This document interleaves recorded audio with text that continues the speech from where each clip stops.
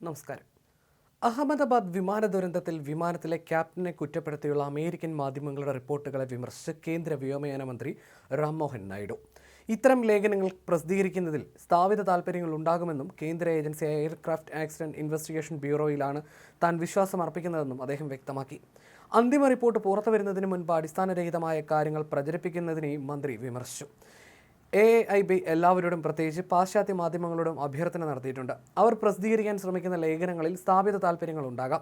ഞാൻ AIBയിൽ വിശ്വസിക്കുന്നു. Black box ഇന്ത്യയിൽ തന്നെ ഡീകോഡ് ചെയ്യുന്നതിൽ അവർ അത്ഭുതകരമായ രീതിയിലാണ് പ്രവർത്തിച്ചത്. അന്തിമ റിപ്പോർട്ട് പുറത്തു വരുന്നതുവരെ എന്തെങ്കിലും അഭിപ്രായം പറയുന്നത് നല്ലതല്ല.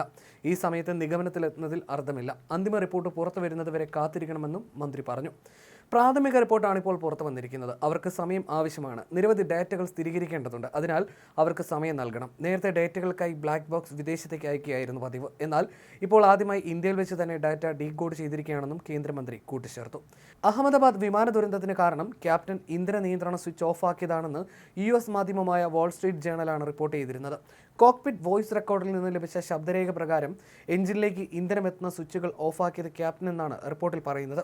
അപകടത്തിൽപ്പെട്ട ബോയിങ് 787-8 ഡ്രീംലൈനർ വിമാനം പറത്തിയ ഫസ്റ്റ് ഓഫീസർ ടേക്ക് ഓഫിന് പിന്നാലെ സ്വിച്ചുകൾ എന്തിനാണ് ഓഫാക്കിയതെന്ന് ക്യാപ്റ്റനോട് ചോദിക്കുന്നതിൻ്റെ റെക്കോർഡുകളാണ് പുറത്തു വന്നതെന്നും വാർത്തയിൽ പറഞ്ഞിരുന്നു.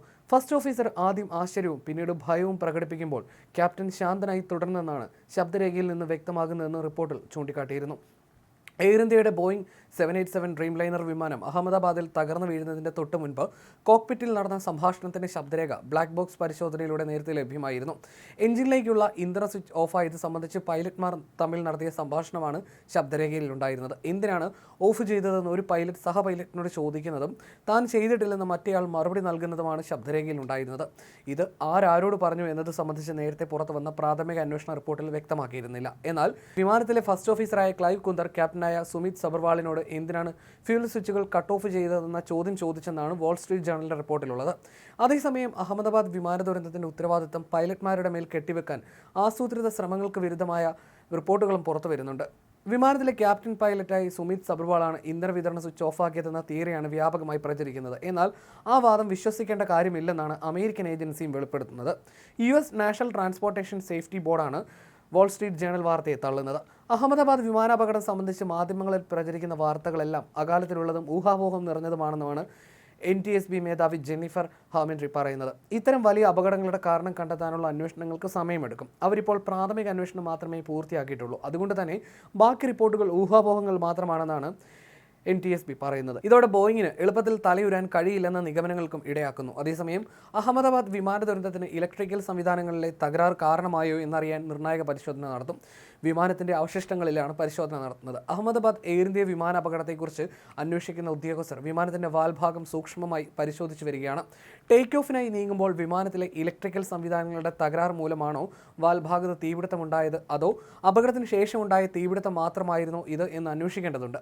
വിമാനം പറന്നു വരുന്നതിന് മുമ്പ് വൈദ്യുതി തകരാർ സംഭവിച്ചിട്ടുണ്ടെങ്കിൽ ഫ്ലൈറ്റ് സെൻസറുകളുടെ പ്രവർത്തനത്തെ തടസ്സപ്പെടുത്തുകയും അതിന്റെ ഫലമായി ഇന്ധന വിതരണം നിർത്താൻ വിമാനത്തിന്റെ എഞ്ചിൻ കൺട്രോൾ യൂണിറ്റിന് തെറ്റായ സന്ദേശം നൽകുകയും ചെയ്യാൻ സാധ്യതയുണ്ട്. മാത്രമല്ല, വിമാനത്തിന്റെ വാൽഭാഗത്ത് എന്തോ സാങ്കേതിക പ്രശ്നമുണ്ടെന്ന് പൈലറ്റ് ഡൽഹിയിൽ നിന്ന് അഹമ്മദാബാദിലേക്കുള്ള യാത്രയ്ക്ക് ശേഷം ടെക്നിക്കൽ ലോഗ് ബുക്കിൽ റെക്കോർഡ് ചെയ്തിരുന്നു. എന്നാൽ ഈ പ്രശ്നം പരിഹരിച്ച് ക്ലിയറൻസ് കൊടുത്തതിന് ശേഷമാണ് എയർ ഇന്ത്യ വിമാനം പറന്നുയർന്നത്. ഇന്ധന വിതരണം കട്ട് ഓഫിൽ നിന്ന് റണ്ണിലേക്ക് തിരികെ മാറിയതിനു ശേഷം ഓക്സിലറി പവർ യൂണിറ്റും ഓട്ടോമാറ്റിക്കായി പ്രവർത്തിച്ചു തുടങ്ങി. അഹമ്മദാബാദിലെ ചൂടുള്ള കാലാവസ്ഥയിൽ ടേക്ക് ഓഫിനായി കൂടുതൽ ശക്തി ലഭിക്കുന്നതിനായി ഇത് ഓൺ ചെയ്തിരുന്നു എന്നാണ് ഇത് സൂചിപ്പിക്കുന്നത്. ഉദ്യോഗസ്ഥനെ ഉദ്ധരിച്ച് വാർത്താ ഏജൻസികൾ ഇക്കാര്യം റിപ്പോർട്ട് ചെയ്യുന്നു.